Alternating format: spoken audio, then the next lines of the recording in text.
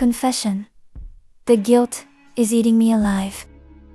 I come from a relatively conservative Asian household. My parents know very little about my personal life, and I prefer to keep it that way. Recently, I traveled to the US to take an exam, and a close college friend of my dad's offered to host me at his house for a week since he lives near the testing center.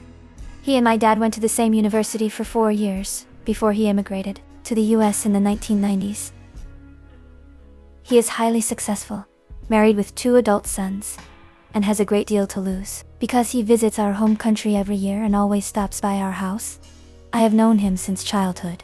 Our dynamic had always been strictly familially. Felt like an uncle or a second father to me. There was never any underlying tension or inappropriate glances between us.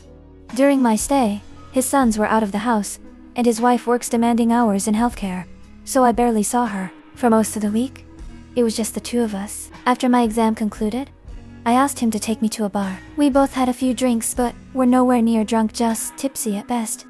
After we took an Uber back to his place, a boundary was crossed, and we ended up crossing the line into physical intimacy. It was a conscious decision on both sides, though it went entirely against my better judgment.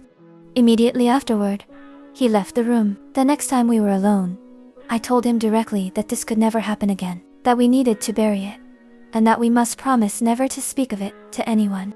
For the remainder of my stay, I was an emotional wreck. I cried constantly when I was alone, and even became physically ill from the sheer anxiety. I feel an overwhelming amount of guilt, especially toward his wife and children, who were incredibly hospitable to me. I also feel like I betrayed my parents, who trusted this man implicitly.